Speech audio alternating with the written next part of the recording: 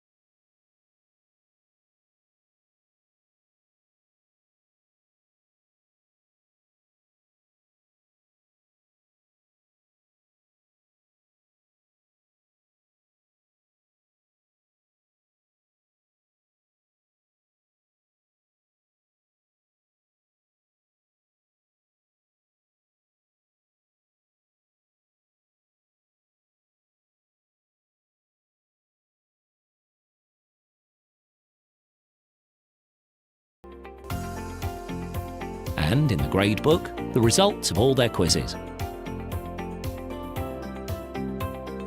Plus, you can track each student's mastery of the academic skills and standards in your curriculum. The dashboard enables you to benchmark your students against state averages and helps you ensure that nobody gets left behind.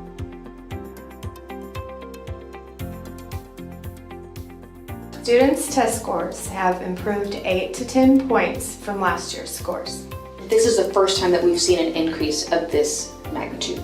It's opened up that conversation between myself and my students. My kids pay attention to the test questions so much more. I have kids that even come before school because they just want to practice with me. I can meet with them one-on-one, or I can meet with them in a small group, and for the first time they're getting the attention that they really need, and the data is there instantly. Play a quiz in class today. There are no apps to install. It's easy and it's free.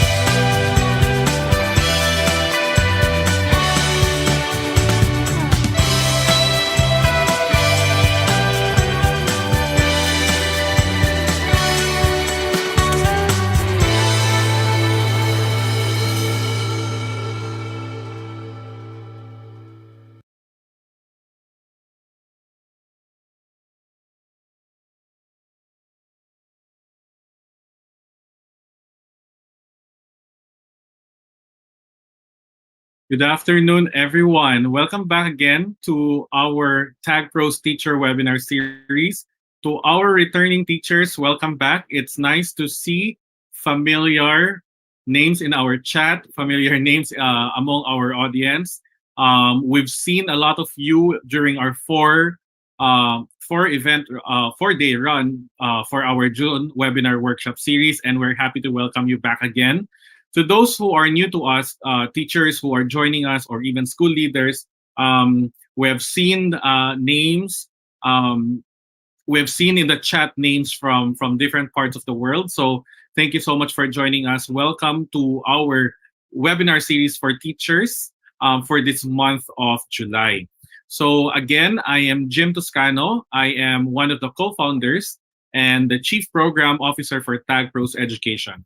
Tag Pros Education, for everyone's information, Tag Pros for Children is our nonprofit organization, and our work right is under Pros for Children, and our vision is to help children learn better, to spark their curiosity for learning, and we hope to do that by training, by enabling or giving opportunities for our teachers, not just Filipino teachers, but teachers around the world, opportunities for professional learning or professional development. And this is one of our projects to make sure that we aim for better learning and for better teaching. This is part 2. Well, in our series, this is already part 5, but this is the second chunk of our advancing online, better online distance learning program. And for this month, we will be focusing on assessment. So for this first Saturday of our second part of the webinar series, we'll be talking about principles of assessments and how we are able to take advantage of what we know about assessments, what's effective, what is efficient for our students, especially at this time of remote learning.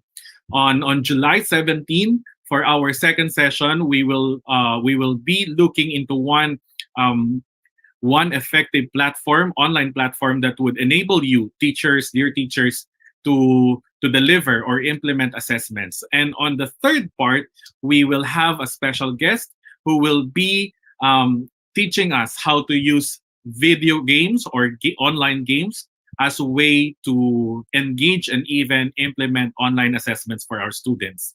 So we have a very full-packed July sessions for our dear teachers, for you dear teachers, and we hope that you are able to attend all of those 3 sessions. Now, just to show gratitude to our partners, this webinar series includes new partners that help us to make sure that we give this opportunity for you. Of course, this online webinar or webinar series is brought to you by our partner, ZQ EdTech IT Solutions, the makers or the developers of Quizalize, our online platform or the best quiz platform for remote or face-to-face classrooms. This event is also made possible by the Department of Education International Cooperations Office, Teacher Education Network, and the next series of Xavier School, who has allowed us to, or who help us to reach more teachers, whether in public or private, or from public or private sectors. All right, so just a recap, in our June webinar workshop series, we explored various teaching strategies that teachers can use in online learning. We talk about creativity, we talk about what else, music, how to use it for online learning. We talk about teaching Filipino effectively to engage even the youngest learner or even our students in senior high school. We talk about designing our presentation so that we can engage students in synchronous classes. We've learned a lot from those webinar topics that our pioneer teachers or pioneer Tag Pros teachers actually have shared. For this month, we will dive deeper into assessment. We focused on assessment because when we look into the evaluation that you've sent us, a lot of the requests were all about assessments. And we listen to you, and we're bringing you 3 sessions that would help us understand better and do more online assessments in a more effective or a more efficient way. And of course, one highlight of this July webinar series is actually Quizalize. Quizalize is a platform that our ZQ EdTech IT solution has developed and has been used in different parts of the world. And their CEO will be also giving a welcoming message to inspire us further to study or to be more effective teachers for remote learning. All right. So again, but before we go there, may I remind everyone, so like what we have experienced last month, we are again giving out, well, for this series 5 winners for Gcash 500 credits. So 5 for this session and 5 for next week. So therefore, given this, may I ask everyone to practice responsible digital citizenship. Please do not post again your Gcash numbers on our chat. You will be asked for when you do our evaluation later on, you will be asked to give your Gcash account in a more secure manner. So again, we are happy that you're here. Please do not post your Gcash account on our chat in the comment section so that you'll be able to keep your information safe and secured. Now, how are you going to do? Since this is the thing that I've always been waiting for also, we just go to it directly. So for the webinar, for the Gcash raffle draw later on, all you need to do is to complete the evaluation form on www.tagpros.org at the end of each session, and then follow our social media pages on Facebook and YouTube. That's for Tag Pros Education. And then there's another requirement. You have to follow ZQ EdTech IT Solutions on Facebook as well. So you can search for ZQ EdTech IT Solutions. And of course, sign up for free on www.quizalize.com. So we are going to ask you to do number 3 and number 4 as a way also of showing our gratitude, because ZQ EdTech IT Solutions is our sponsor. So they're the one sponsoring our Gcash prizes for today and next week. So let's show our gratitude to ZQ and Quizalize by signing up for an account in Quizalize, and of course following their social media pages, especially on Facebook. Raffle winners will be announced next week. So like what we did last June or a month ago, we will give you 1 week to finish watching all of this if your team replay, or even to 1 week to answer the evaluation, just to make sure that we accommodate our dear teachers who might be having a hard time connecting to the internet. So you have 1 week before we do the raffle draw and announce the winners. All right. So I think we can now go to the next part. Those are our housekeeping reminders. Again, practice digital citizenship. Make sure that you follow our instruction to be part of the raffle draw after this seminar series. Now, let's go to the next part. And our next part is basically just hearing messages from our partner, ZQ EdTech IT Solutions. So we have a message from their CEO, Mr. Charles Wiles, all the way from London. So let's hear from Mr. Charles Wiles as he shares his message to all of us. My name is Charles Wiles, and I'm the founder and CEO of Quizalize. And I'd like to thank you all today for taking time to learn how to use Quizalize to deliver effective online assessments. And I'd also like to thank TagPros for inviting us along to do these webinars. Now, it's never been more important than today to be able to understand each of your students' individual learning gaps and give them exactly the right help so that they can perform and accelerate their learning. And that's exactly what we designed Quizalize to do. We designed Quizalize to give you, the teacher, the superpowers to understand your students better than before and to personalize your teaching to each and every one. I hope you'll enjoy these webinars. Rose is an amazing, incredible trainer. I'm sure you're in good hands. And thank you also to Jim Toscano, who is just one of the most amazing teachers we've come across. Really great and exciting to see all the amazing learning that's going on in the Philippines right now. Thanks again and enjoy the webinars.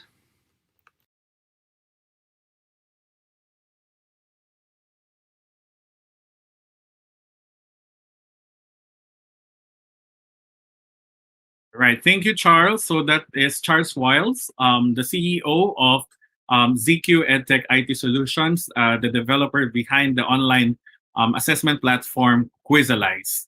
All right. So our last message for today is from our director, Margarita Consolacion Ballesteros, the director of the Office of International Cooperations at DepEd Central Office, who has also extended their help and assistance for us to reach more public school teachers around the Philippines. So let's listen to Director Margarita Consolacion Ballesteros, and let's welcome her to our session. Good morning, everyone. Good day, good afternoon, good evening to all our participants, both here and beyond the archipelago. Thank you, Jim, and to your team, the Tag Pro Philippines, for organizing this webinar for our teachers. Our teachers, who remain to be our unsung heroes, and yet we, of course, we, of course, celebrate the teaching profession with our superheroes, the divas, the supermen and superwomen, the Iron Man and Iron Women of the 21st century, our dear teachers. This is Director Marge Ballesteros wishing you all the best in your another learning undertaking for this morning and even in the days to come. We learn and we keep learning because we cannot afford to be left behind. Dear teachers, the challenges are humongous. We face a lot of challenges. Number one, the challenge of adjusting the learning environment now that we do virtual meetings, virtual classes, or we call it our online learning, the distance learning, or even blended learning. All of these things are happening. We are pushed to because of the changing times. And we cannot even predict if COVID will still stay up to when. But we can predict what we can do as teachers because we've got the power, and that's the power to think and the power to act. With distance learning, we have learned a lot for the past year. We know that teachers are challenged, but our teachers too responded to the humongous and endless challenges because the teachers love their learners as well as they do it not only for the sake of love, but for the sake of but of course from their commitment and their passion as teachers. Jim, keep going. So with your team in helping our teachers, because I know the Xavier community are really very supportive, not only of our brothers and sisters who are in the private sector, but more so of our brothers and sisters, our teachers from the public schools or in the public schools. Thank you for helping us train our teachers, and thank you for contributing to the upskilling and retooling of our 21st century teachers for the sake of our learners. So good luck for another learning experience, and I hope that those of you who are participating to this webinar for today will really learn and get to share it with your peers, with your co-teachers, and even to the kids who you teach every day. So to everyone, the International Cooperation Office of the Department of Education would like to wish you all the best for another learning this morning. God bless and have a good day.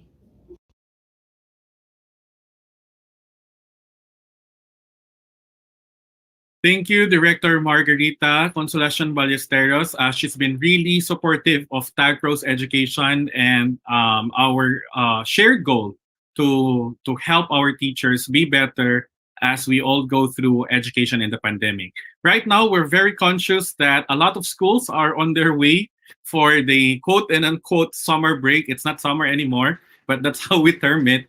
But congratulations to our teachers right now, especially those who are ending their distance education next week or maybe in the coming weeks. For those who have started their school year, we're also wishing you good luck as you go through the first few weeks of your distance or remote education. Now, we are ready to proceed to the session, to the session proper for our webinar. To introduce, well, I would love, it's my honor to introduce our speaker for today. We are starting very, very strong. And the team behind this have decided to bring one of the most amazing school leaders that we have known. And of course, a school leader who has that experience of bringing transformative innovations in terms of learning and teaching in the school. So our speaker is Mrs. Jane Cacacho. She is the principal of the grade school unit of Xavier School San Juan. She has a lot of experience with her in terms of leading innovation in terms of the curriculum, in terms of assessment, and even for the whole school itself. She is an Apple Distinguished Educator. She is part of different organizations around the world, in the Philippines also. And of course, I think one of the key characteristic that we love about her is that she has that experience of being in the classroom as a teacher before and now as a school leader, as a principal. So she has that experience of being a teacher and of course that expertise of leading teachers, especially right now as we shifted to the remote or distance education. So we're very excited to welcome our first speaker for this July webinar series, and she's no other than Mrs. Jane Cacacho.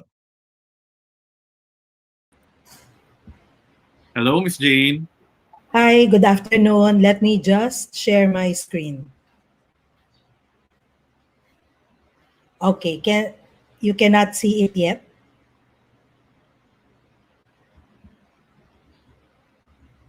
All right, thank you. So good afternoon, everybody. And I'd like to thank Jim for inviting me. It's always an honor to be able to share what we know to more people so that our impact on the students will be as great as possible. Let me just have a quick check of our participants to give me a sense of who I am addressing. Okay, so may I request all of you to type in the comments box whether you're teaching grade school, high school, or is there anyone from outside basic ed? So just type either GS or HS. Can I just see those comments? Okay, let me just, there's some people from Marywood's Academy. I think I've been there many decades ago. Okay, I see junior high, high school. All right, so we have a mixture. This time, what I'd like you to type in the chat box is, how long have you been teaching? So that's anywhere from 1 to 30. So can you please just type in the chat box how long you have been teaching? So what we want to see is a number.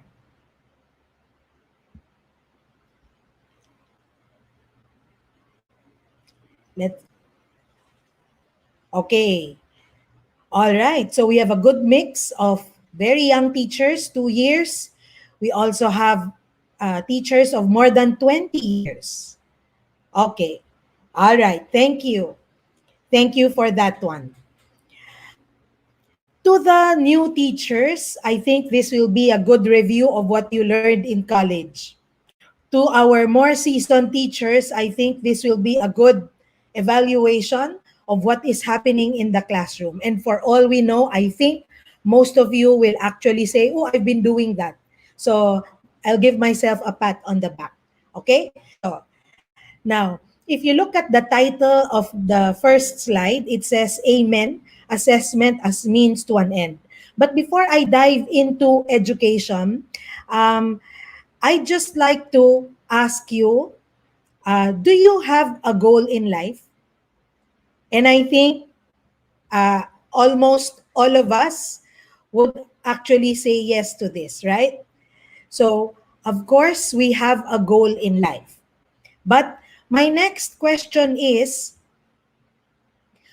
would you know if you have already reached that goal you have set for yourself?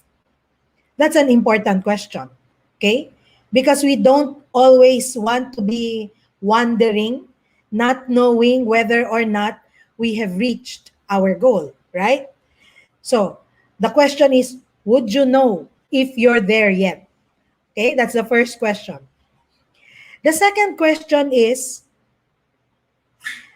as you are on your way to your goal, do you see signs and signals that you are on the right track? Meaning to say, you are nearer your life goal? Or maybe signs that you are not on the right track, in which case you are farther, okay, from your goal instead of nearer. Okay. Now, one other question is that as you live your life, okay, towards that goal that you have set for yourself, I'm sure that you have also considered your current reality, and you consider that and say, okay, I want to be this in 5 years, but right now I am like this. And so you consider your current context. This is your reality, right? Okay, now why do I go into this?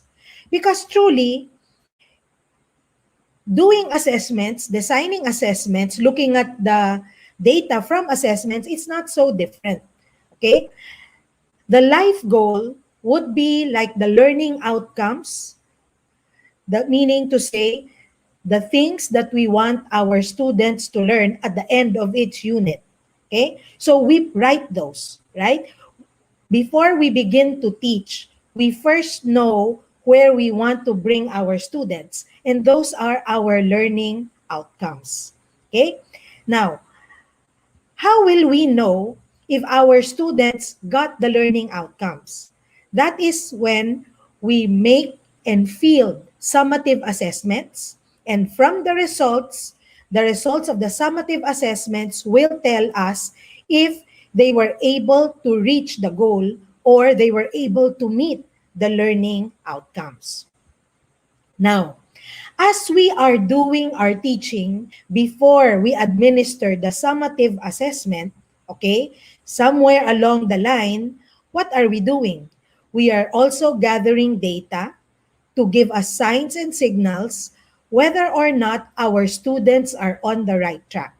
And those things that we have our students do are what we call the formative assessments. And when we design those two types of assessments, okay, what do we do first? We look at where our students are. What is their context? Where are they at the moment? And from where they are, we design our teaching strategies and activities. Okay? So that's an overview of what we will talk about, paying more attention to the summative and the formative assessments. So in another way of putting it is designing summative assessments, okay, uh, are the assessments that check if the students got to the learning outcomes from where they are at the moment. In other words, summative assessments are the means to check if our students achieve the desired learning outcomes. So that's part of assessment as means. Amen. Okay? So summative assessments are the means to check whether we were able to bring our students from where they are to where we want them to be, which is students who know certain things, and those things are our learning outcomes. Now, formative assessments, okay? So this part also for today, this afternoon, we'd like you to think about mindfully using formative assessments to get the same students from where they are to where we want them to be. But if the summative assessments are given at the end, the formative assessments are given along the way. So, in other words, formative assessments are the means to check if the students are on the right track, whether they are nearer the learning outcomes or they're getting more confused and are nowhere near where we want them to be. Okay, so the formative assessment, the data that we get from formative assessment should serve as clues. Okay? Clues to us teachers whether or not our students are nearer where we want them to be. The data we get from summative assessments should serve as the evidence of whether in the final assessment, did the students get it or not? Or in short, did they learn or not? The data, the result of the summative assessment is the evidence whether learning happened after your instruction. Okay? I hope that's clear at the moment. So let me begin to dive deep now into summative assessments. So as I said, we need evidence of learning. So what questions could we ask ourselves? So the first important question is to ask, what might serve as evidence of understanding of concept or the mastery of a skill? Okay? So when you design an assessment, you don't just do anything, right? You first think about, okay, if the data that I will get from the summative assessment is evidence, so it should serve as evidence of understanding or evidence of mastery.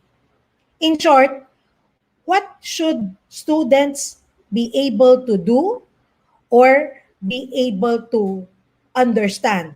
Okay? What should they have understood at the end of my lesson? And if the students are able to do that, that's your evidence. Again, another way of asking it would be, what proof, okay, shows that the learning outcomes or your unit plan objectives have been met? So you go back to your unit plan and then you look at that part that says at the end of the lesson, the students should be able to ... Okay? So those learning outcomes, when you look for evidences of those, that's going to be proof of learning. Now, let me give you a concrete example. Okay? So one concrete example, let's say, if your learning outcome is at the end of the lesson, you want your students to be able to write an organized expository essay through the use of clear and concise topic sentences and key supporting details. Okay? So you want them to write an expository essay. And you want to see clear and concise topic sentences and supporting details. Okay, so if that's your learning outcome, what should you look for in the design of your summative assessment? Okay, so if you answer that, then your answers will be the criteria, okay, will be the indicators that you will use when you give a score later on. Okay? So, again, if you look for those in the summative assessment, okay, those will serve as the criteria for checking when you grade the assessment later on. Now, let's say you already know what you're looking for.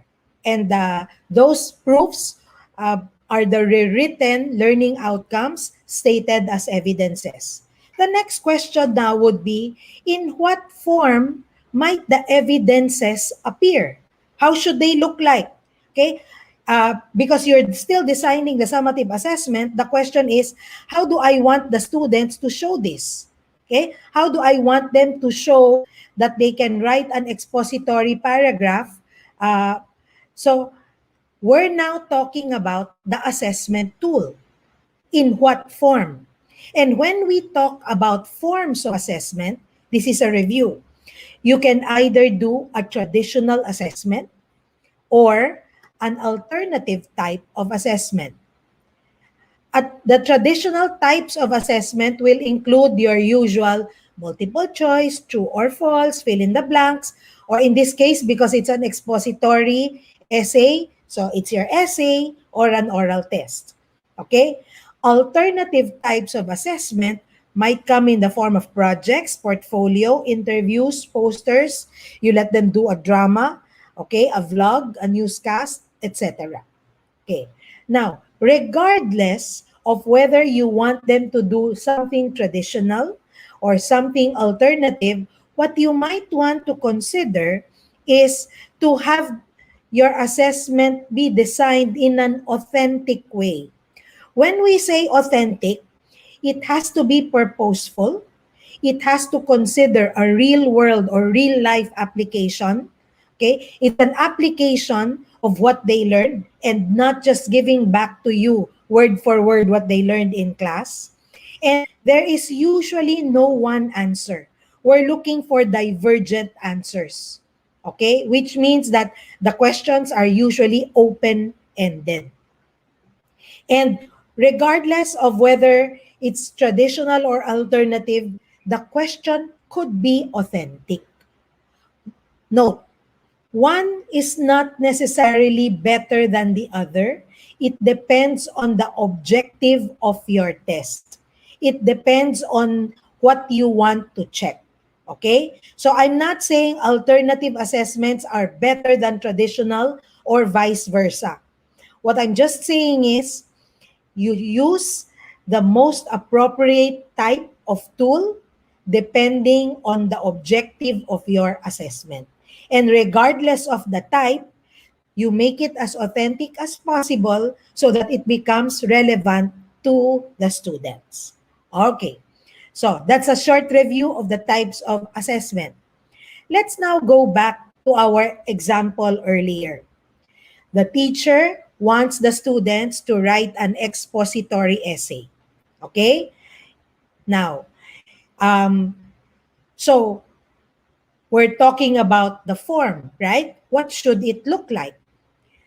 And the teacher is now thinking, hey, do I want them to write the expository essay in the form of a news report? Because a news report may come with the structure of an expository paragraph or an expository essay. Or do I want this expository essay embedded within a complaint letter? Or do I want it to come in the form of a video tutorial? Because remember, a video tutorial will begin with a script anyway, right? So it's the same skill that is needed.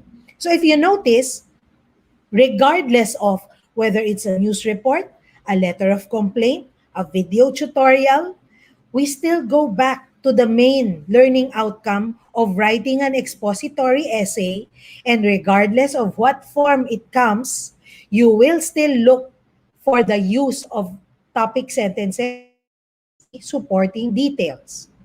Now, so the next question, aside from looking for the evidences, which is the learning outcomes, is in what form. So when we talk about that, you're already considering the product or the performance by which the summative assessment will appear. So if it's a news report, then it's a product. If it's a video tutorial, it's still a product, but embedded within the product is a performance. Okay? So, but this is an important part. You mindfully and deliberately consider this as you plan. Now, let's say this teacher who was planning this decided on the video tutorial as the product or performance. Now, what's next? So maybe the next question now is, what's the best medium to use for the product? So there are many tech tools that you can consider.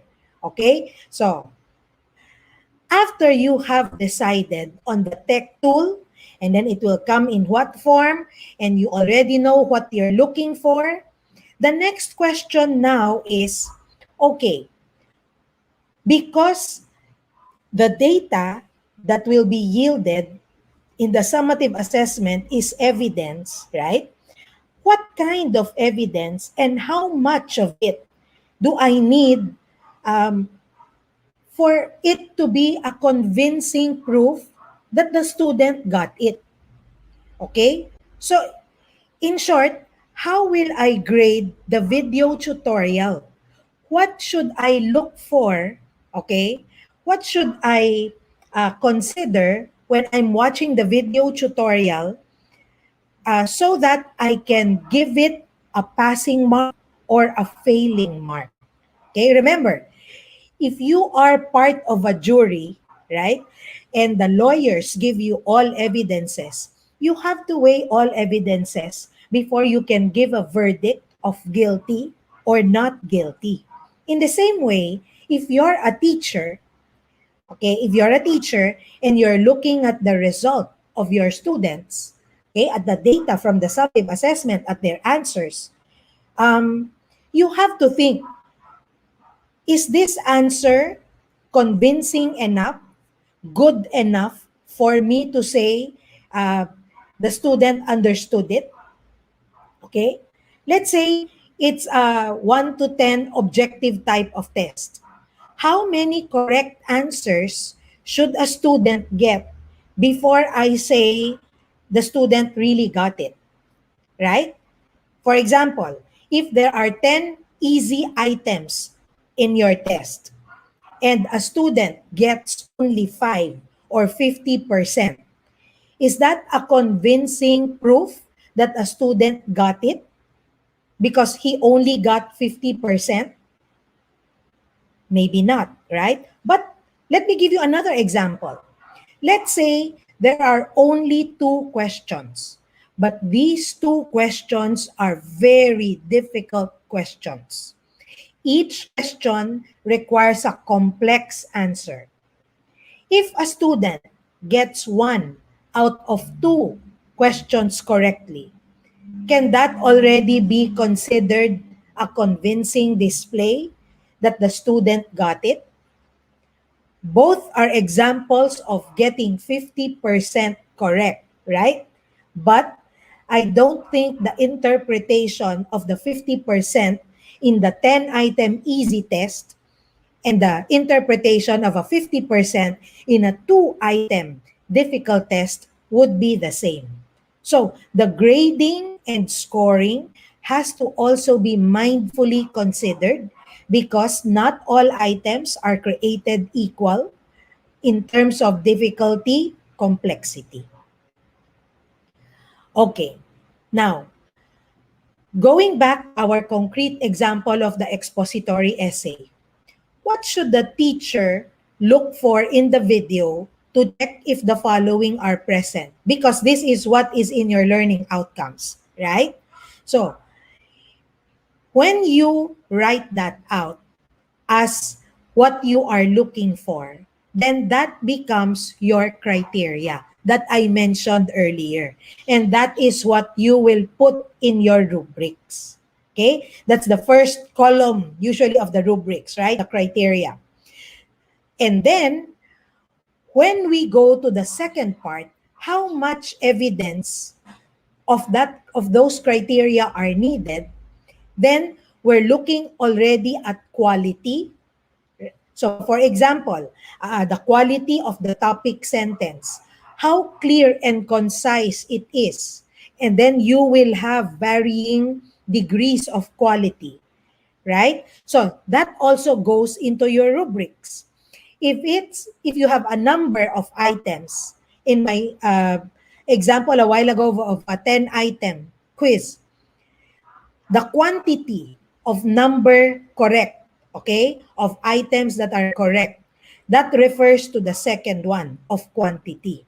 How much evidence? Then that will refer to your rubric marking scheme.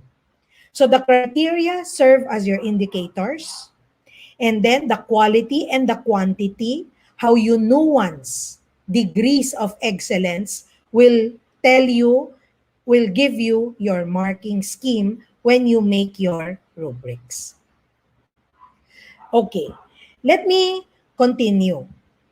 Um, so this is a good test if you want to know whether your marking scheme is good or not so good. Okay? We call it the litmus test for assessment grades. So, for those among you please, who have a lot of years of experience or even the new teachers, recall the tests that you have given your students. Not just the written test, but even pre-pandemic projects, okay, performance tasks. Ask yourself this question.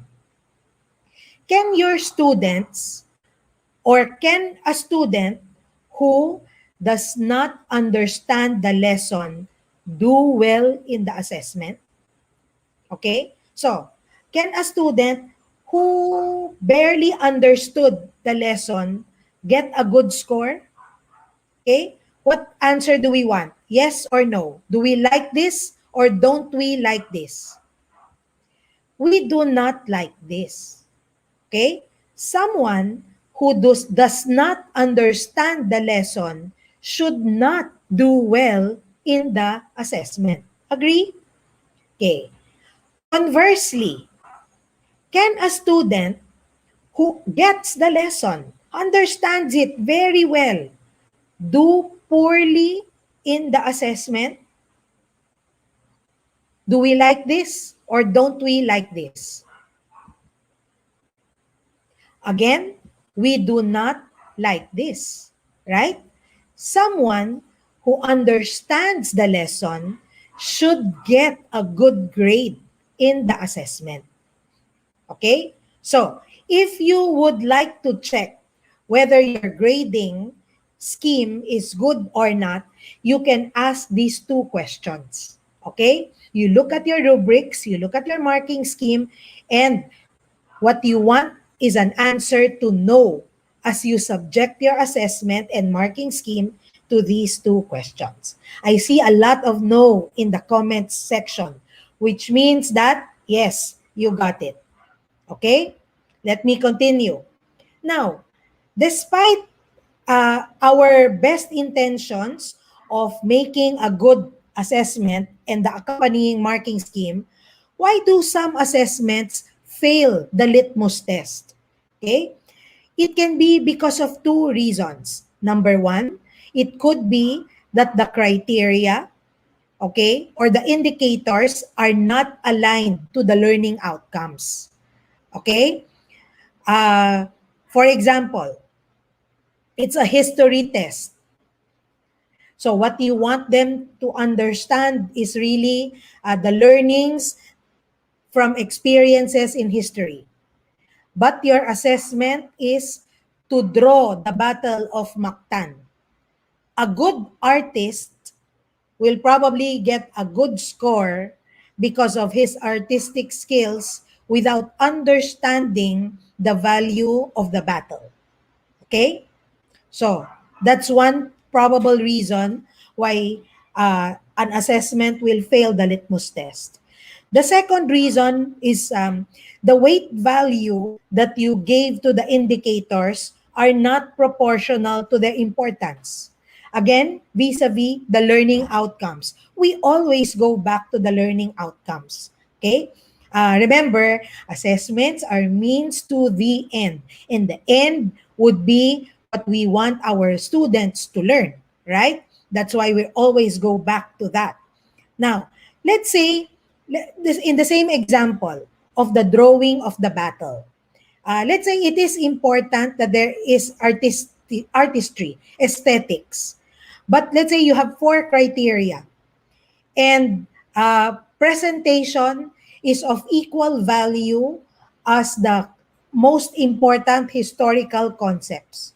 So then again, it will fail because someone with that artistic skill might do better than someone who has a deeper understanding and a deeper appreciation of the lesson. Okay?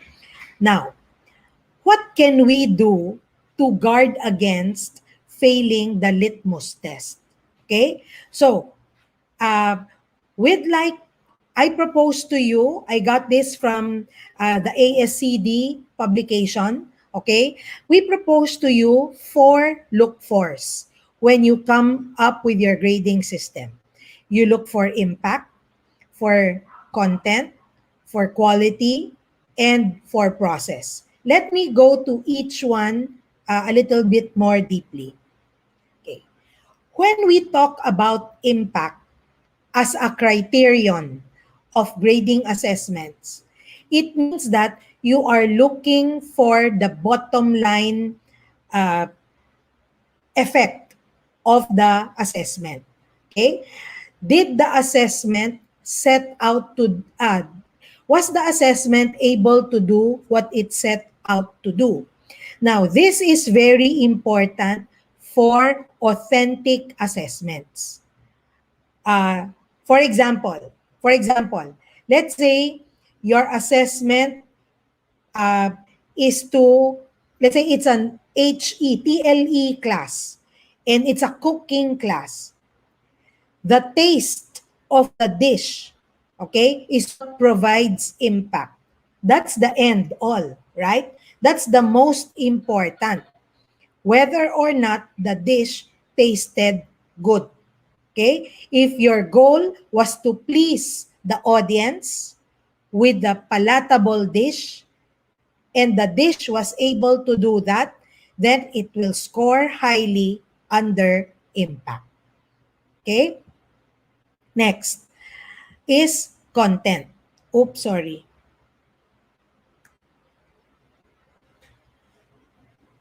Okay. For content, we're looking for the substance, okay? The substance of the lesson. The understanding of the most important concepts, the correctness and the completeness and the accuracy of the answers. So, as you can imagine, this is most important in subject areas where you test it most appropriately using traditional assessments. Okay? So, if it's true or false science test, okay?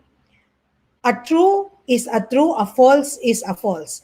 It's either the student got the concept or misunderstood the concept. So that's checking for content. And that's also very important. Okay? Now, what's the next type? The next look for. The next look for is quality. Okay. So the craftsmanship, okay, the quality of the work itself. This is usually, you look for this usually in projects, in alternative assessments, okay? If it's an essay, it's not the content, but the mechanics of that essay, which is important, okay? If it's a painting in art, then how does it look like?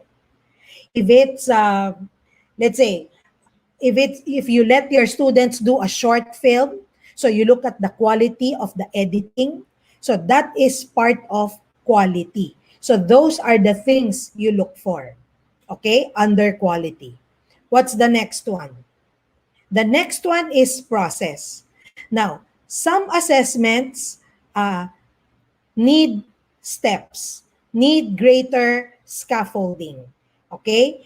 In which case, you usually break your students into groups. I'll talk about that later, okay? But when you look at the process before the actual product. And if the process is important, then there is value in assigning grade or points to it also. Okay? So, we do not discount process. But as I talk about all four, I'd like to stress also that you don't have to look for all four in all your assessments. Again, you go back to your learning outcomes. What are most important in your learning outcomes, then those are the only look fors you will have in your rubrics, okay? Or in your criteria for grading. Now, also, in the same light, you may have all four or a number of the four, but they don't have to have the same weight value. In certain assessments, you might put more weight on content. So that has the greater percentage of your marking scheme. Okay? Sometimes it is impact that is more important. And so you give that more weight. Okay? So this is important. I'm not it I'm not saying that these four should always be there or that these four are equally important in your assessments. It depends on your design. It depends on the learning outcomes that you have set for that learning unit. Let's have a short activity. Okay? All right. Let's see. I need you now to interact with me. Am I going too fast? Or are we just right? I hope we're just right. Okay? Okay. Let's have a short activity. I need you to type in the chat box again. Let's say you're a grade 4 math teacher. And at the end of your unit, at the end of your unit, you will give a long test. Now, when you grade that long test, which of the four should you consider? Okay? Or is it all four? Okay? Can I give you 5 seconds? 5 seconds.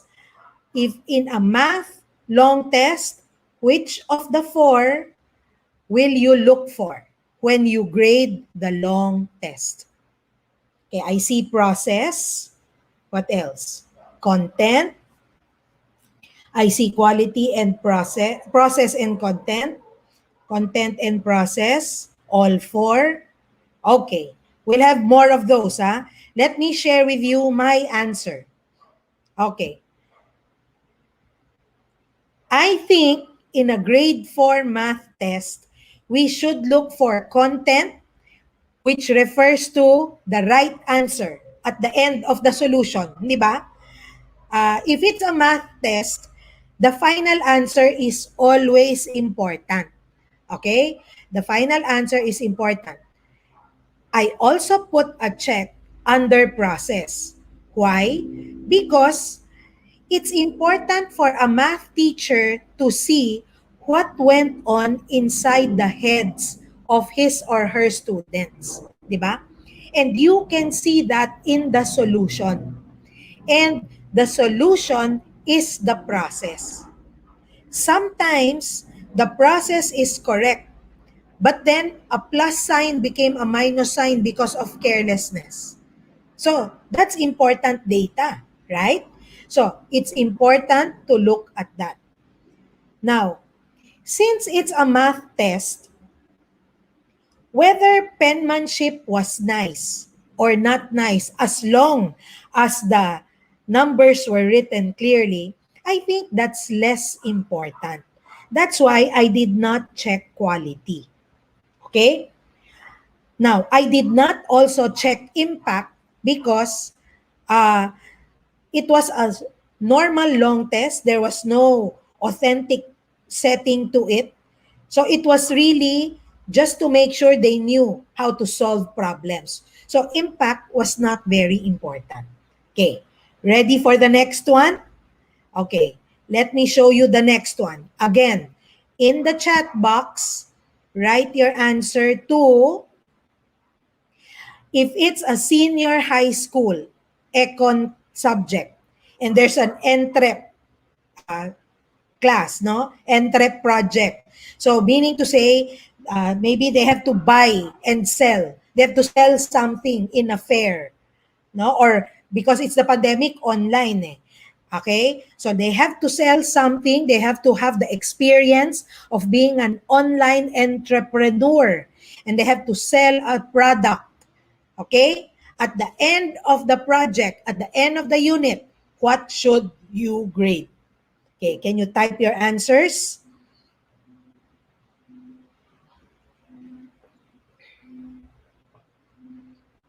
I see all four, quality, impact. Okay, let me show you my answers. Oh my goodness. My answer is impact and process. Let me explain why. Okay? Now, if you are a businessman, what's the bottom line? Diba? It's whether you make a profit or not. It's whether did you lose money or did you make a profit. For as long as you were able to sell, that's good. Now, let's say you did not understand the principles of economics so much, demand and supply. Okay? But you sold the most number of products. Are you a successful entrepreneur? I'd say yes, right? So in terms of this entrep project, impact is crucial. Now, because this is a high school activity and you wanted it happened in a group work, okay? Process is important also. Why? Because you need to see if there were freeloaders, the students who did not do anything but just rode on the hard work of their very persevering group mates. And we don't want that, right? We want to see whether each one did contributed something. So to me, as a teacher, that's important. Now, I already explained content, quality. Now, let's say I was selling shirts and the shirts I made are not of good quality, but I sold a lot, no? And my profit was very good. I'm sorry to say, but malas na lang nung bumili, no? It's unfortunate that there were some who spent a lot of money to get a product that was not so nice. But from the entrepreneur's point of view, he made a profit. So, in terms of being an entrepreneurial project, quality is less important than impact. Now, of course, wait, let me clarify. As you process, the experience, especially those among us, no, who are in Catholic schools, let's say, or even for DepEd, values education, we will say that as responsible entrepreneurs, we should also sell quality. We should not cheat our customers. And that will have to come out in processing, but not in the grading, because that's not the goal of the entrep project. But that's part of our goal as a holistic formator. Okay? So, it's still important. It's just that we will not grade it in this particular assessment. Okay? Let's go to the next one. Let's say you're a TLE teacher and you want your students to crochet coasters. Okay? Coasters. Like this one. There. What will you grade?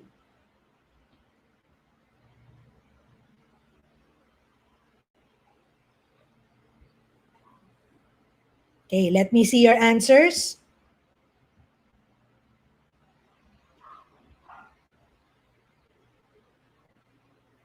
Okay.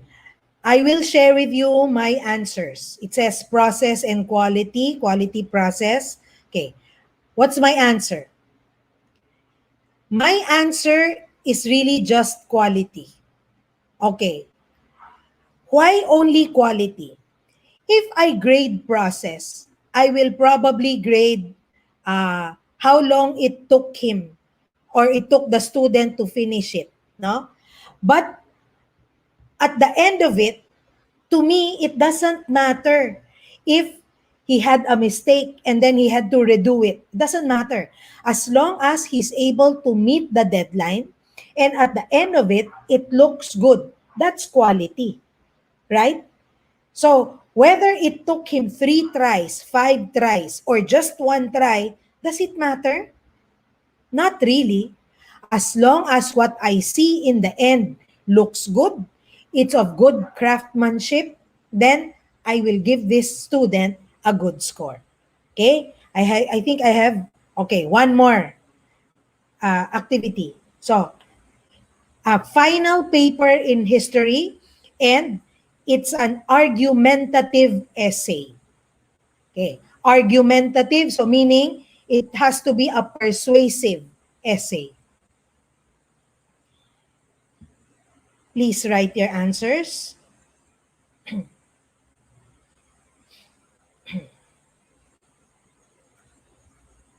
Okay. Impact, content, all four, content. Okay, let me share with you my answers. Okay. Now, remember, I am grading this from the lenses of a history. History, not English teacher. Okay? Why did I qualify that? I will share with you in a while. Okay.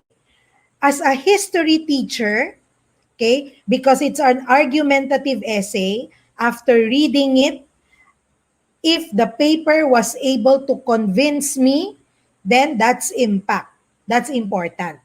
Now, I put a check under content because uh, the justification should be accurate, should be based on correct historical facts.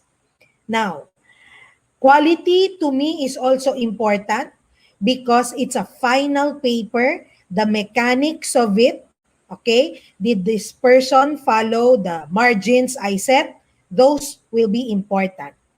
But let me go back to what I said earlier. Of the three, I will probably grade content, give content the highest weight, followed by impact, and then very minimal to quality.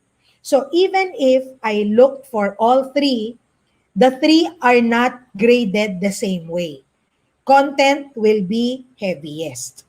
Now, if I were an English teacher, I would grade process, meaning to say, I will grade the outline, I will grade the first draft, the revision, and then the final. But because those steps are not important to me as a history teacher, my learning outcome is only whether the essay was correct and persuasive enough, then I did not include process. Okay?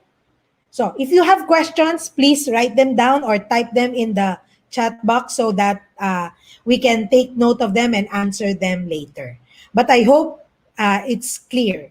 Okay? So I hope the examples showed you that the importance of the look fors and also emphasize that they need not always be there, or if even if they are all there, they need not have the same value.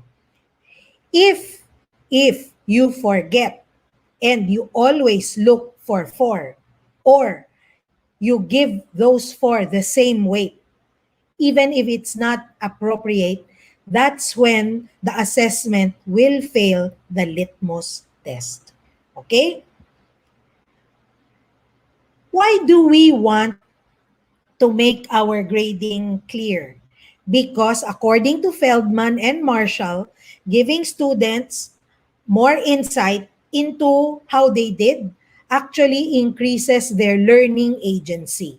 Okay? Makes them more effective learners.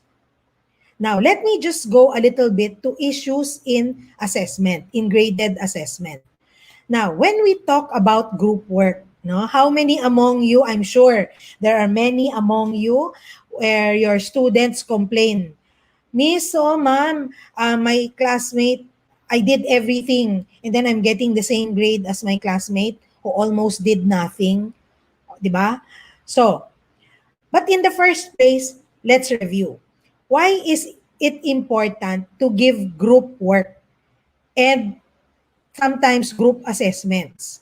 One, we want them to work in groups because there is a value to the positive interdependence that we are developing among the students. Okay? So, that's a skill and a trait and a value that we want to foster. Positive interdependence. Note, it's interdependence. All of us need each other. Hindi yung I need you and then but I don't have to give anything to you. 'Di ba? Parasitism yata ang tawag doon. Okay.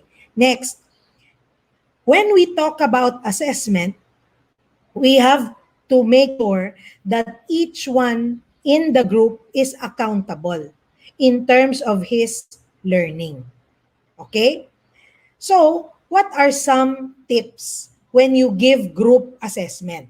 Number one, establish a clear purpose for working in groups. So you tell your students why you're doing it. You should have outcomes or a goal for the individual learning of each student. You should have a goal for the group learning. So what they can learn only when they are in a group. And these are conceptual. Okay? It's also important to let them know that we are developing individual collaboration skills. Example, doing your part. That's an individual collaboration skill, right? Responsibility. I will do my part well so that I can contribute. That's an individual collaboration skill. It has to be clear to your student that that's one of your goals. Next, group collaboration skills like cooperation. Okay? So cooperation, by the word itself, tells you already you don't cooperate with yourself. You need to cooperate within a group. Okay? All right. As Riwell said, teamwork. No? So, you have to say teamwork is part of our objectives. So establish the purposes. What else? You might want to do more hetero grouping rather than homo grouping or same ability. Okay? And when we talk about hetero grouping, we're talking about ability, interests, okay? Skills and talents. Why? So that they complement each other. Okay? And then we also offer choice. We also offer choice for a while.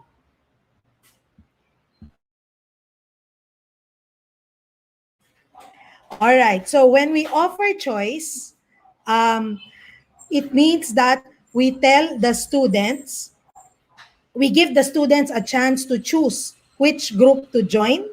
Okay, that's one. And which role he will have within the group. Okay? Now, this is one tip, but it's not always the best. It depends, no? You know your students best.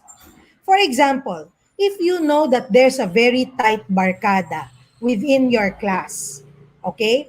And you know that these students, when they get together, they will not come up with something nice, okay? You might not want to give them the choice, right? But if this is an ordinary class without any special context like the one I said, then what the authors say, what experts say, it's always better to give the students that ability to make a choice. Why? Because when students have an opportunity to make a choice, the perception that the activity and the grading is fair is greater. And then the students have a greater sense of ownership.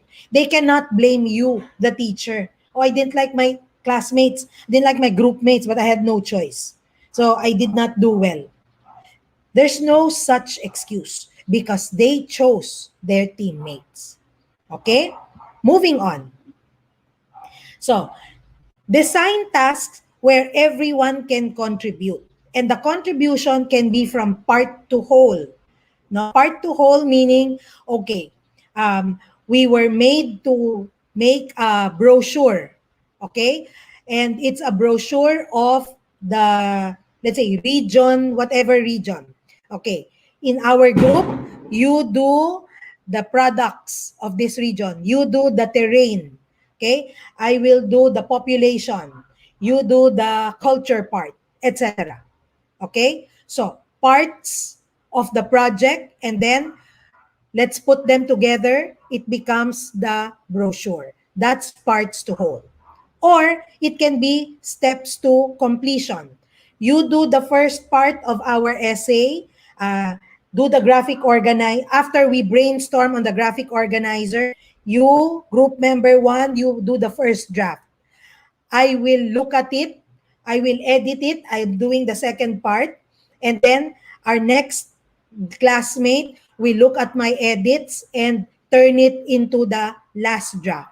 So, steps to completion.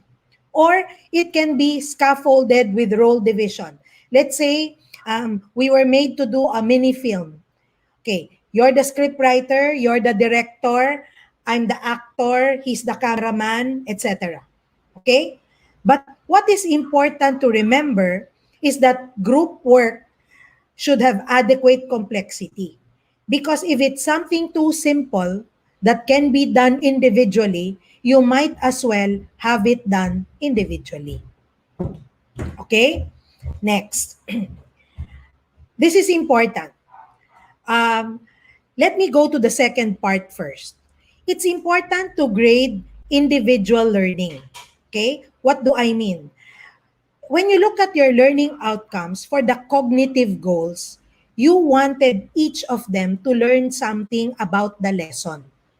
So each of them will have to be able to show that they understood and met the learning goals. Okay?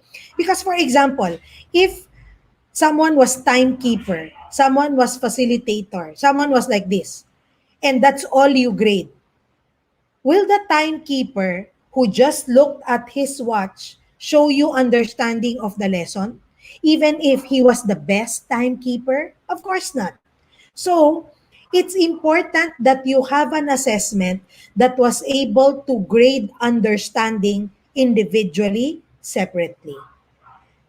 But is it important to also look at group work? Yes. But if it's possible, give a separate grade for that. Maybe in your effort mark, in your conduct grade, in your deportment grade, but not in the performance mark. I think I will go over time a bit. Okay, let me just talk a little bit about academic integrity. Why? Because as you all know, during this online setting, it's so hard to tell our students to be academically honest because, you know, they have all the information at their fingertips, right? So, if you want to discourage cheating, then you design assessments that will discourage it. And what type of assessments will discourage cheating? So it will be the assessments where it's easy to cheat or those that check only for remembering and understanding.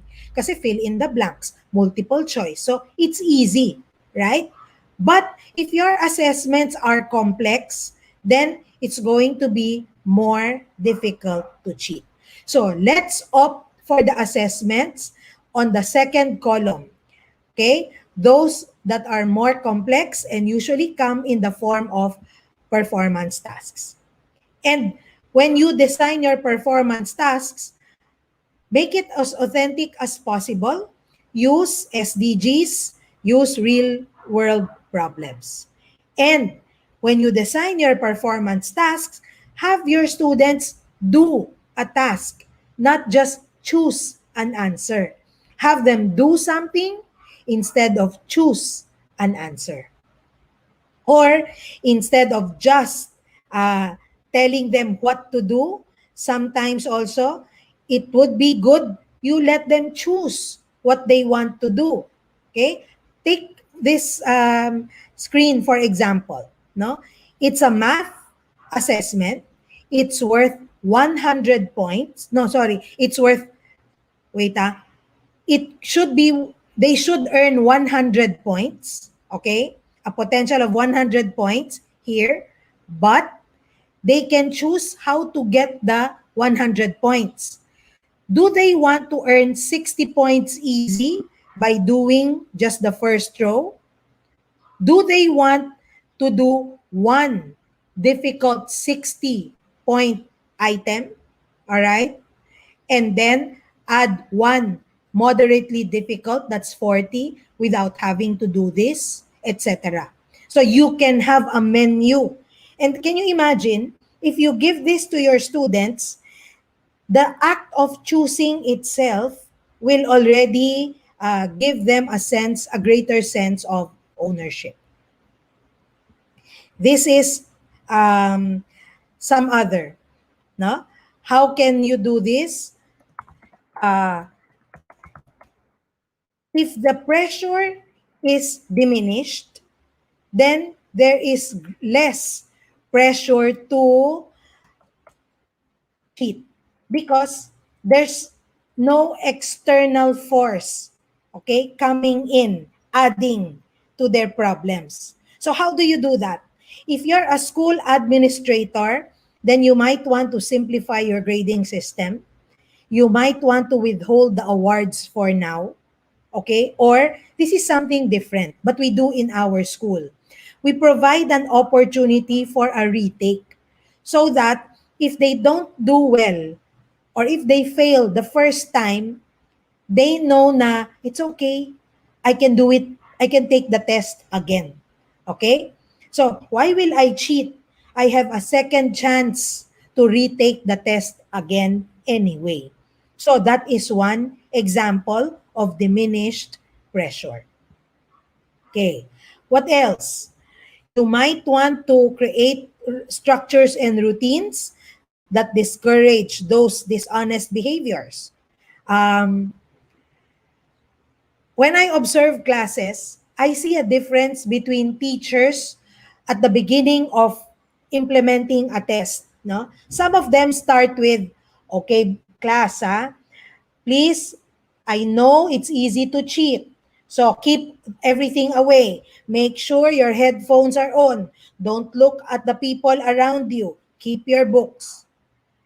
And the difference between teachers who say, all right, students, I know you studied very well for this, and I know that you can work independently. So one starts off as negative with no trust at all in the students, while the others start with a large trust. Okay? And guess what? The students who feel trusted are also those who will most probably exhibit trustworthy behaviors. And those whom the teacher were made to feel not so trustworthy, then they can have the mindset, well, teacher does not trust me anyway, so I might as well. Okay? All right. Now, and then, of course, you should have clear, consistent rules on what to do with the mic, the video, the headphones, etc. Okay? And then there are digital tools now that you can use to help you check for dishonesty. And in the event, we cannot stop this, no? In the event that there are some dishonest behaviors, then it is important that you have a process, a due process, okay, that you will follow consistently and correctly. So when we do summative assessments, We measure what we value, our learning outcomes, not just those that are easy to measure. So, summative assessments is we do it at the end and we assess how much was learned. So, it's the assessment of learning. When we talk about formative assessments, the data are the clues, and the clues will help the teacher adjust the instruction, the strategies. At the same time, the clues will help the students adjust how he or she is learning. So we say that these are assessments for learning. Okay? I would like to expand the word assessment to include activities because sometimes the formative things that you do don't look like assessments. They look more like activities that you have in class. Okay. When we talk about clues or information from formative assessment, what are we looking for? So we're looking for information that will help the teacher get the students from where they are to nearer the goal, right? So these could be their prior knowledge. That's important. What do we know about what our students know? Are there any misconceptions that our students have? Important also, what don't they know? Even after our lecture, even after the activity that we had them do, what do they still not know? And when we have all these data, then we can improve our instruction to be responsive. We will adjust now our pace. Oops, they probably didn't get it because we were teaching too quickly. Or um, they still don't know this because the strategy I used was not clear. They did not get it. Or, oh no, um, they still do not understand. Okay, the misconception stayed. So maybe I have to give a different example. So a change in content. Okay, so now, so when you take a look at the data that you gather from the formative activities that give you this data, then you will let your students help them attain the learning outcomes.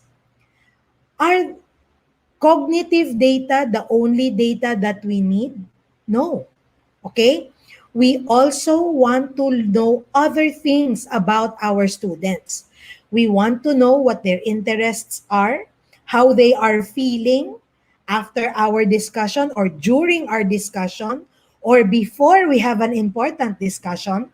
We want to know what motivates them, how they learn, okay? How they interact, who does not like whom in class. So I should not pair them together, okay? And why do we need these formative data? Because when we know them, again, responsive instruction, we can adjust our learning style to be more engaging. So this time, it's not just hitting the learning outcomes, it's hitting whether we're getting our students to like, okay, to become engaged in what we're teaching. And the hidden curriculum, the values that we want to impart. Okay. Now, is it the teachers alone who benefit from formative assessment data? No.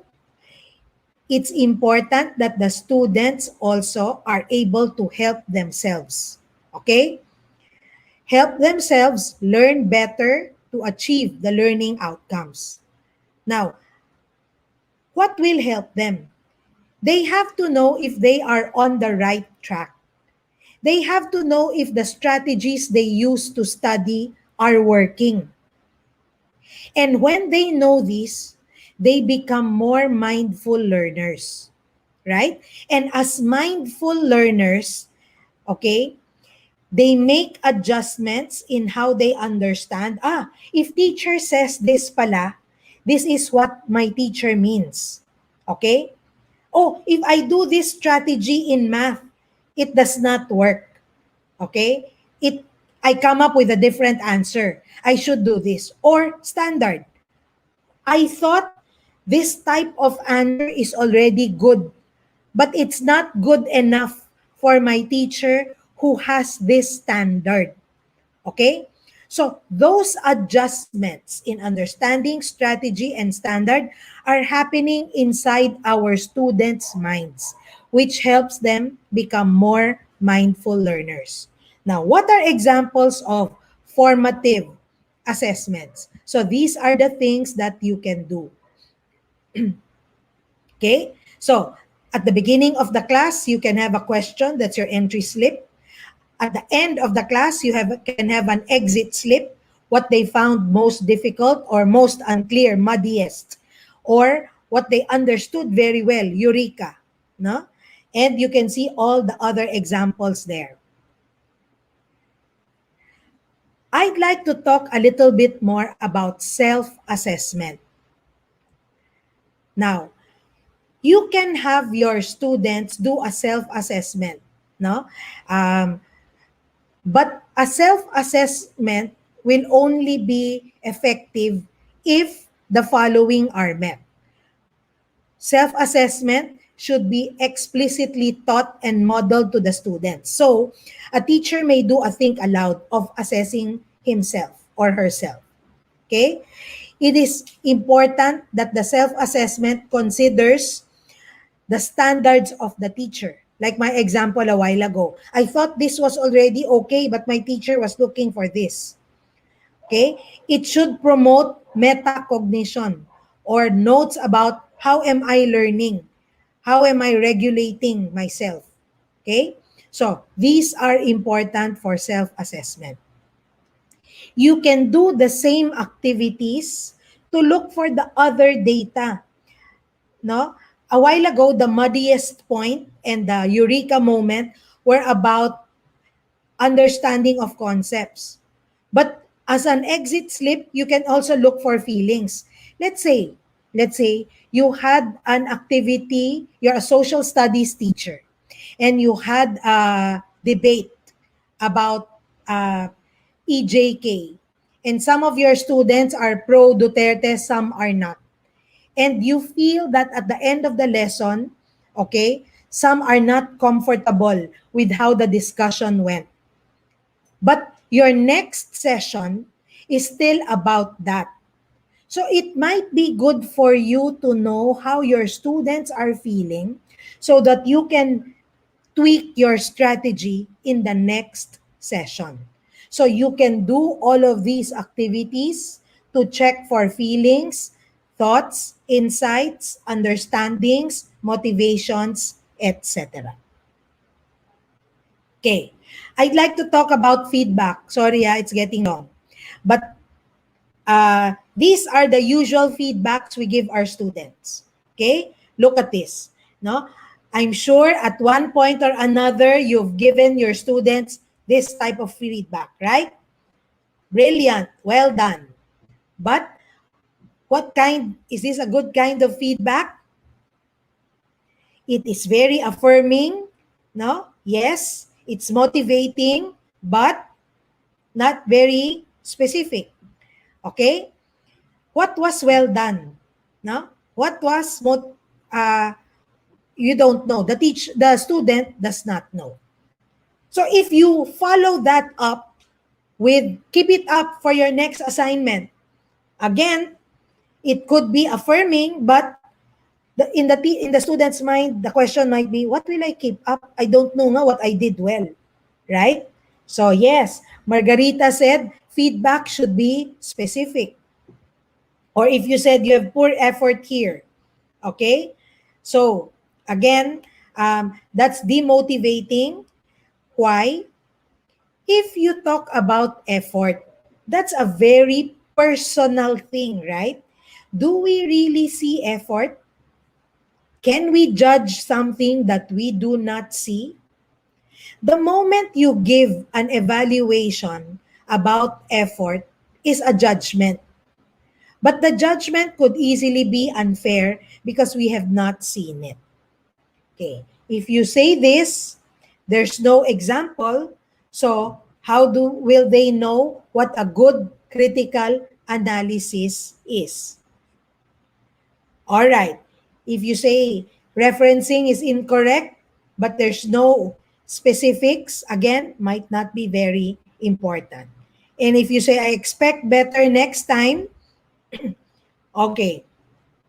If it comes with concrete, actionable feedback, then that's good. But if it's just like that, it's not very helpful. Let me skip this. Okay. Now, why is helpful feedback important?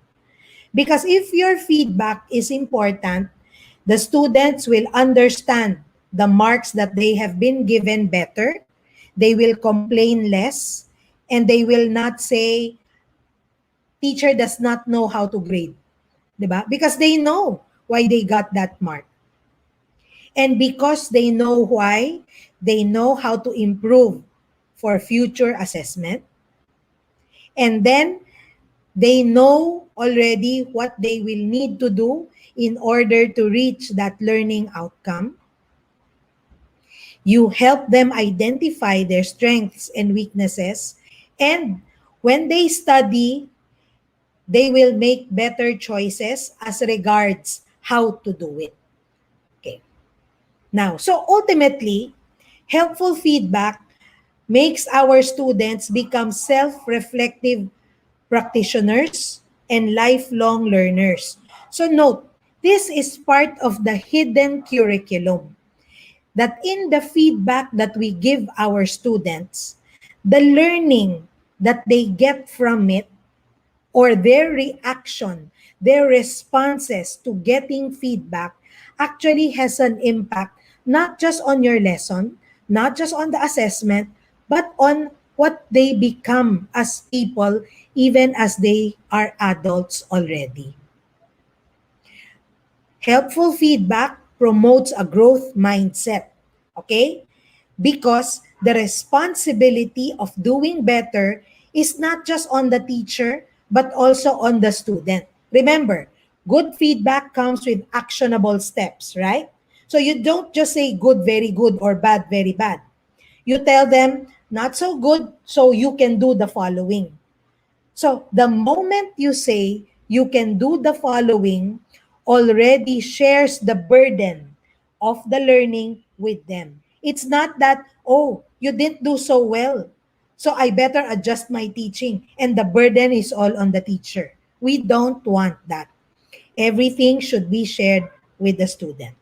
So to end, I would just like to say, to go back to my title, no?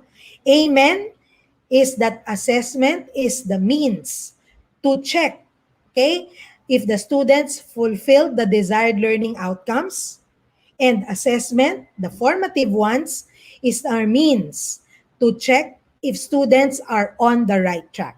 And as you know, amen is not only for Catholics. Amen means, yes, we believe in this. So I hope that you believe firmly that assessment really just serve as means. And the end. That ends my presentation. Thank you very, very much for your attention.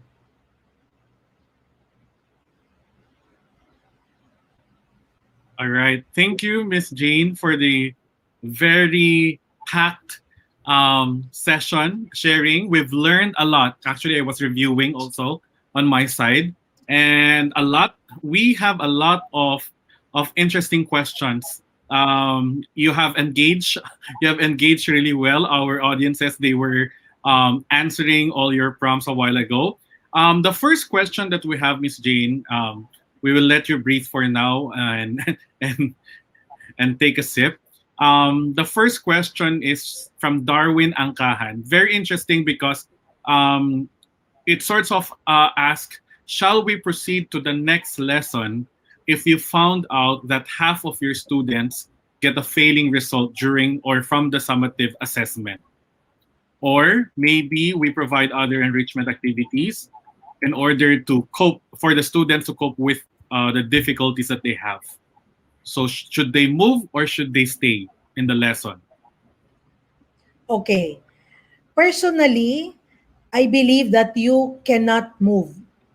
No, I'm not even saying you should not. I'm saying you cannot. No? Especially if that lesson is needed for your succeeding one. Uh, if you already see problems in the conceptual understanding of a more basic lesson, then you have to address those concerns first. Because a small problem becomes a bigger problem if left unattended. And you don't want a big problem at the end of the term or of the quarter. So I think there is value in staying with the current lesson, making sure that everyone gets the minimum. Okay? Note, I'm not saying that everyone has to do very well. I think that's a shot in the dark. But what I'm saying is that at least everyone should know the basics, the basic minimum. Now, for the 50% who already got it, you provided the answer already. You said that should there be enrichment, then I say yes. Okay? So provide enrichment to those who already got it, and then pull the rest up in order so that everyone will be on the same page as you begin your next lesson. Now, the question that will come after is, oh no, but that means we will not have time to finish everything anymore. So my question to you is, do you want to finish 4 lessons where nothing was understood, or to finish 2 to 3 lessons where mastery is guaranteed? And I say, to me, I'd rather have the latter one. Thank you, Ms. Jane, for that very thoughtful answer. We have a lot of positive comments thanking you for this very comprehensive discussion. I think it's a refresher, really. There is a question here in terms of assessing group works, because you mentioned a while ago group works. In terms of assessing group works, is it effective to ask each member of the group to assess their group mates? So peer evaluation, peer assessment. There is value into that, and it has been proven to be a good criterion, no, to use. Now, may I just say that the younger your students are, usually the more accurate the scores are. No, the young ones, the ones in the grade school, no, are very strict and they're very honest. Now, for college and senior high, while there is still value, because I still believe that most students are honest and responsible, you just have to give the necessary reminders to the others. But that's a minority anyway. But I think, yes, to the majority, that's a good practice. All right. So peer assessment is something that we could do, right? In our classes also. We talk about assessment, and of course, we're doing online distance learning. So there's a question here about the use of modern technology. Like we know how it could, affect academic integrity, but you also presented like how technology can help students present evidence of learning. So one question here is from Manolita Ramas Oligo. What are the pros and cons of modern technology? How will technology affect assessment maybe in the future or even now? I think now would be a good way to think about it. Miss Jane? Right now, we have no choice. We have no choice. We really have to use technology for assessment. But it's always important to remember tasks before apps. No? So you look at your learning outcome, you look at your learning goals, and then choose the apps or the technology or the assessment tool that will be enable your students to show evidence the best. Okay.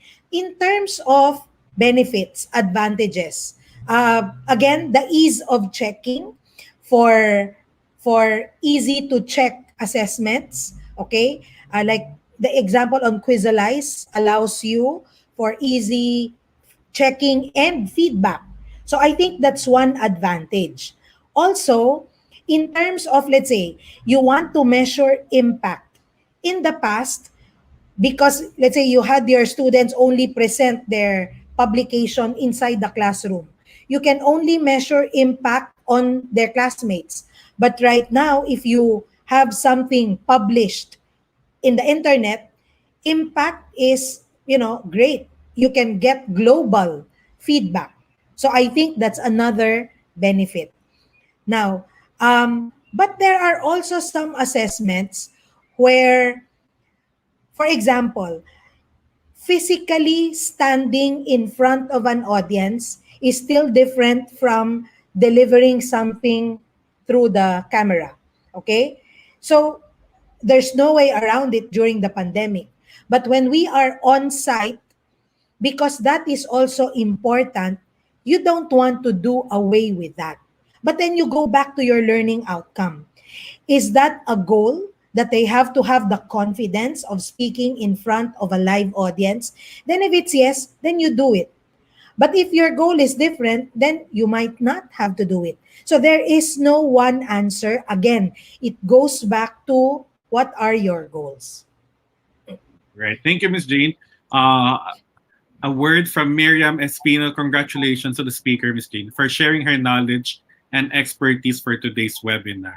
It's a fact that we've learned a lot of techniques with regards to assessment. So a big amen to all of us, to Ms. Jane also. Very interesting because I'll be pulling some insights also. We're very happy to note that even our participants are actually sharing what they're doing in SDO, Lawag City. So this is in, Schools Division Office of Lawag. We do various assessments based on the MELCs or the MELCs of DepEd, aligned to know, understand, and do. So all MELCs under understand phase are various written works, while those under do phase usually give performance tests, such as one product, differentiated product, and integrated product. And most of the SLMs, I think self-learning modules in Lawag City, are outcome-based. So very interesting. That's a very good practice. Another one from Ferdinand Cornelio, formative assessment and performance tasks were already available in the modules distributed school, but in addition, they can or we should adopt a supplemental activity to assess the learners. I think this is in line with what Ms. Jane has mentioned a while ago about, after giving formative assessment, once you have the data, both student and teachers further, adapt or change the way they learn and teach respectively. Ms. Jane, from insight as a school leader, because there is a question here about, from a school leader's perspective, what if your school head insists on following 80% easy, 15% moderate, and 5% siguro difficult rule in making assessment? Only the lower part of Bloom's taxonomy are being emphasized. So maybe, I'm not quite sure, it's a school head's prerogatives on this one, but what are your thoughts about this kind of, distribution? I think the distribution, we cannot stick to just one formula all the time. In my example a while ago of 50-50, the two types of 50-50, you could see that some assessments will need you to have more easy questions, whereas some topics will really need the more complex, difficult questions. The 80-20 or 70-20-10 formula actually, I think, was drawn up decades ago to give most students a fighting chance to pass. But the times are different now. No? During that time, most assessments were paper and pen. There were very few complex assessments, hardly any authentic assessments. And as such, to use that made sense during that time. But we're now decades later. where the context is also different. Now, if your supervisor still insists on that, maybe this December, it might be good to give this person a gift, a book maybe on assessment, or a subscription to a modern educational magazine. That might help because this person might not believe you. Okay? So there is a seriousness in what I'm proposing. No, sometimes we need to see that, oh, this is proven, this is done globally. This is not just the advice or the opinion of my subordinate. No, and when they see that, that they may be more open to widening their horizons. Yeah, maybe we can suggest some books. We know a lot of books for for this administrator, but I love what you've mentioned, Ms. Jane, about assessment. I think what you've emphasized really is how we need to constantly evolve in the way we understand and even do assessment. We always cliche, right? We always talk about 21st century learning, 21st century being a 21st century teacher, and all those kinds of things. Kasama, part of that being a 21st century school learner slash also teacher is our evolving understanding of assessment so that we could, really prepare our students for the future. One more question, Miss Jane, before we end, and this concerns about technology. We're doing online learning. How about those students posting a copy of their assessments online? Like, it's very difficult for us to control everything, right? When they're taking the test, they screenshot it, they send it, I don't know, maybe chats among themselves, or maybe we also have a parent doing that. How do we deal with those? Because those are beyond academic instructional problems already, right? So how do we deal with those big challenges or issues right now? Okay, that's exactly what I wanted to say, no, what you said, that that's really not an assessment issue. That's a behavioral issue. That's a discipline issue. So when that happens, then you go back to the rules and regulations, the discipline policies of your school. Because if you share a screenshot of your answers during an exam, isn't that academic dishonesty? So if it is academic dishonesty, then you don't immediately judge it, but you go through the due process of ensuring that it did happen, etc. And then you give the necessary sanctions.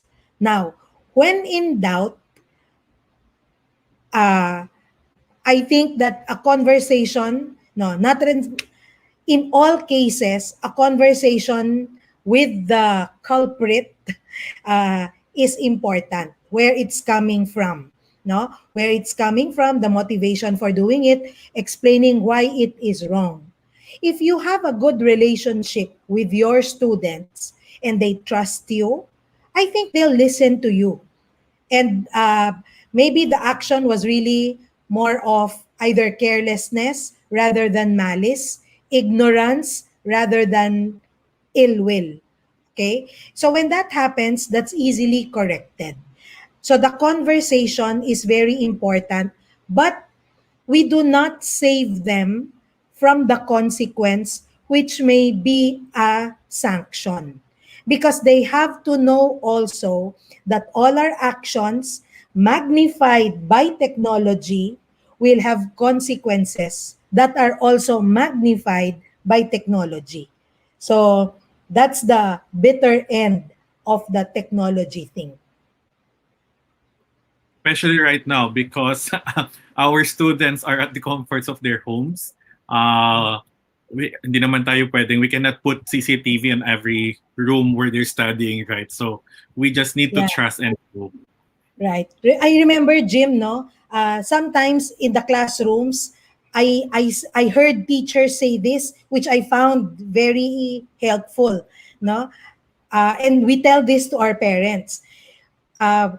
You have helicopter parents or tiger parents uh, who help their children unnecessarily too much, especially during graded assessments. And what we tell the parents is, mommy, daddy, we tell our students to not listen to anyone else as they're taking the test, to be independent. And that if they give answers that are not their own, that's cheating. If you insist on helping your child, are you not confusing your child? Are you not giving him a different set of values that the school is teaching? But you enrolled your son with us, which means that you buy into our values. So, shouldn't you work with us rather than against us? And when the conversation centers on the child, we find that the parents are also more welcoming of feedback, because we're not judging it. We're not judging the parents saying, hey, you're cheating. No, we're just saying na, do you want your son confused? Eh di syempre, who will say yes, right? So everyone says no, we want to help our child.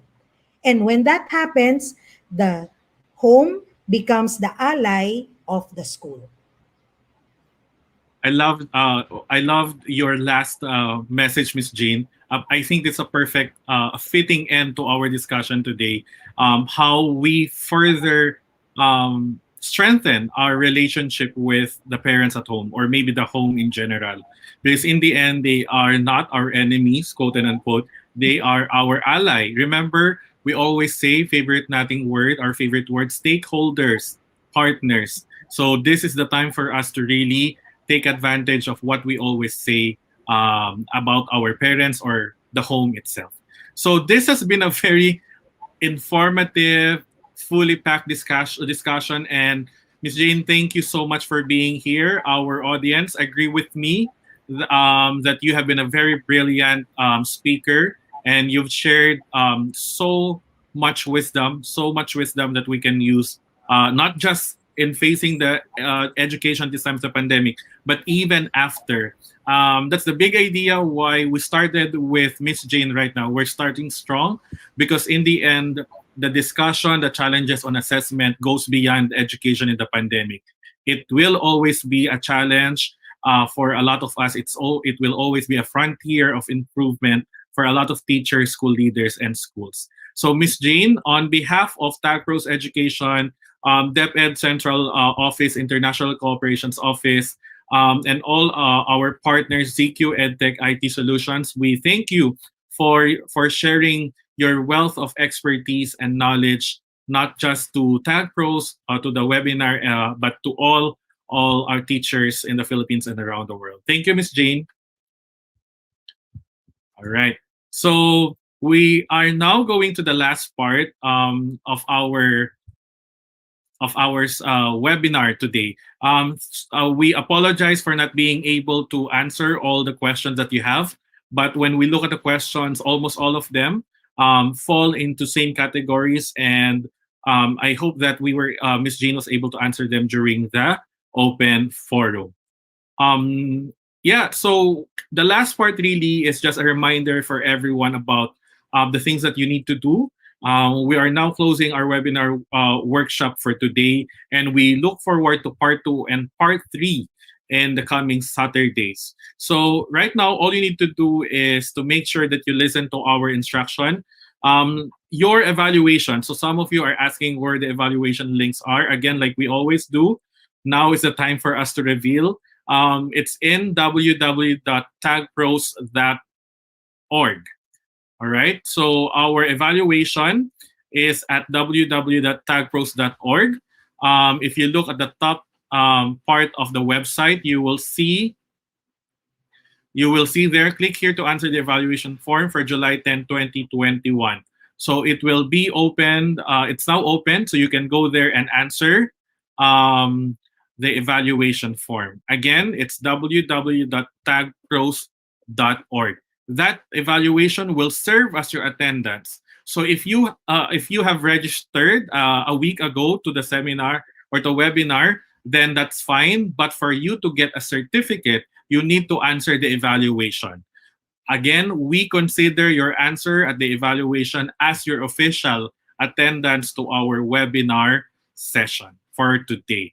And also, thank you to ZQ EdTech IT Solutions because they will be helping us pick 5 lucky participants who will be winning 500 pesos credit for GCash credit, I should say. So 5 lucky participants. So what are you going to do? It's almost the same thing with what we're doing.